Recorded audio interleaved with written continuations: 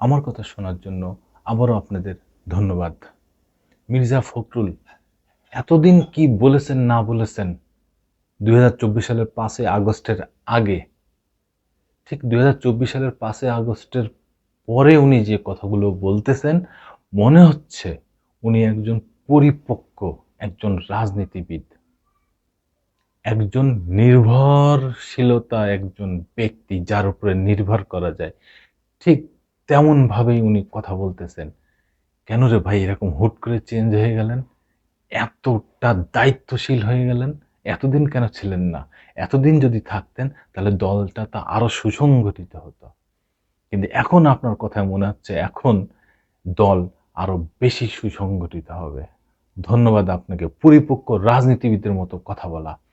আর আপনার নেতা জনাব তারেক রহমান, তিনি এত বছর দীর্ঘ ১৫ বছর দেশের বাইরে নিজেকে ভেঙে চুরে গড়ে নতুনভাবে নিজেকে সাজিয়ে জনগণের সামনে আসছেন।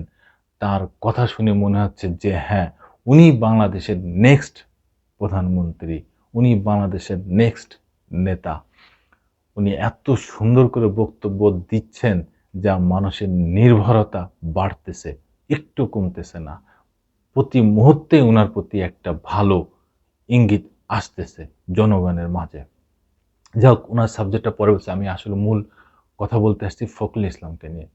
ফখরুল ইসলাম এখন যেভাবে কথা বলতেছেন আসলেই বাস্তবসম্মত এবং আ জনগণের কথা মাথায় রেখে উনি কথা বলতেছেন। তার দলের কথা মাথায় রেখে উনি কথা বলতেছেন। অবশ্য তিনি একটা দলীয় ব্যক্তি। আগে তার দলের কথাই তো বলবেন। তারপরও এই বাংলাদেশটার সা জনগণের বিষয়ে আগে কথা বলতে হবে। যে রাজনীতিবিদ হোক না কেন, বাংলাদেশের জনগণের কাছে থাকতে হবে, জনগণকে ভালোবাসতে হবে। না হইলে পরিণাম ওই আওয়ামী লীগের মতো। দেখেন, তারা দীর্ঘ ১৫ বছর ক্ষমতায় থেকে কতটা শান শৌকত নিজেদের ভিতরে নিয়ে চলে আসছে, অহংকার নিয়ে চলে আসছে। তারা মানুষের কাছে যায়নি, মানুষকে ভালোবাসে নাই। যার কারণে তাদের আজকে এই পরিণতি। তাই মির্জা ফখরুল সাহেব, আপনাদের এখন যেই গলার কণ্ঠস্বর, এখন সে বক্তব্য অবশ্যই এখন অনেকটা অনেক মার্জিত এবং মনে হচ্ছে জনগণের কাছেই আপনারা থাকবেন, জনগণকে ভালোবাসবেন, জনগণের কাছাকাছি থাকবেন। তাহলেই না আপনারা ভোট পাবেন, তাহলেই না আপনারা ক্ষমতায় যাবেন। এই বিষয়ে সমকাল একটা নিউজ করছে। কি বলছে একটু শোনেন। প্রশাসন এখনো আওয়ামী লীগের দোসররা বহাল তবিয়তে কাজ করছে বলে দেশে নতুন করে শুরু হয়েছে ষড়যন্ত্র ও অর্থনৈতিক কর্মকাণ্ড। দেখেন, খুব সুন্দর একটা কথা বলছে এবং নির্ভরশীল একটা কথা বলছে এবং প্রশাসনে এখনো আওয়ামী লীগের দোসররা বহাল তবিয়তে আছে। এসব আওয়ামী লীগের দোসরদের চিহ্নিত করে ব্যবস্থা নিতে ব্যর্থ হলে এর দায় পড়বে অন্তর্বর্তী সরকারের উপর। আওয়ামী শাসক গোষ্ঠীর দুঃশাসন থেকে মুক্ত হয়ে জনজীবনে যে স্বস্তির বাতাস বইছে সেটিকে নির্মূল করতে এই ধরনের ঘিন্ন ঘটনা হচ্ছে যা খুবই উদ্বেগজনক। বুধবার এক বিবৃতিতে এসব কথা বলেছেন বিএনপির মহাসচিব মির্জা ফখরুল ইসলাম আলমগীর। দেশে গুমের শিকার পরিবারগুলোর গড়ে তোলা সংগঠন মায়ের ডাক এর সমন্বয়ক সানজিদা ইসলাম তুলি ও বিএনপি নেতা মা সাজেদুল ইসলাম সুমনের ভাই সাইফুল ইসলাম শ্যামলকে ৩০শে সেপ্টেম্বর তাদের শাহিনবাগের বাড়ি থেকে সেনাবাহিনীর সদস্য পরিচয় নিয়ে তুলে নিয়ে যাওয়া হয় ও পরিবারের সদস্যের সঙ্গে অশালীন আচরণের ঘটায় গভীর উদ্বেগ প্রকাশ করেছেন মির্জা ফখরুল ইসলাম। বিবৃতিতে বিএনপি মহাসচিব বলেন, প্রায় এক যুগ আগে গুম হওয়া বিএনপি নেতা সাজিদুল হক সুমন গুম হওয়ার পর সাজিদুল হক সুমনের পরিবার মানসিকভাবে বিপদগ্রস্ত আতঙ্কগ্রস্ত হয়ে পড়ে। ছেলে সুমনের জন্য তার মা কাঁদতে কাঁদতে প্রায় অন্ধ হয়ে যায়।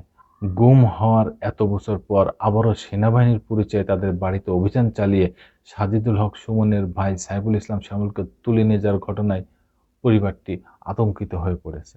তিনি বলেন, বর্তমান দেশ আওয়ামী লীগ সরকারের শাসন শোষণ থেকে মুক্তি পেলেও সানজিদা ইসলাম তুলির ভাই সাইফুল ইসলাম শ্যামলকে বাড়ি থেকে উঠিয়ে নিয়ে যাওয়ার ঘটনায় দেশব্যাপী শঙ্কিত হয়ে পড়েছে।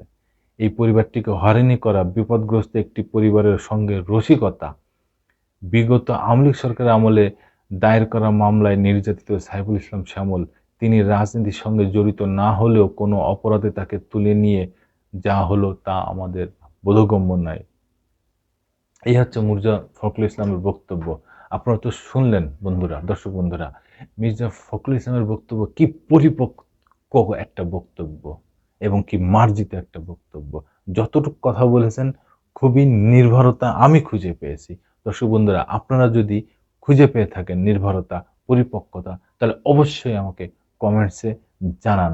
তাহলে বিশ্ববাসী দেখতে পারবে, জানতে পারবে বিএনপির বর্তমান অবস্থা।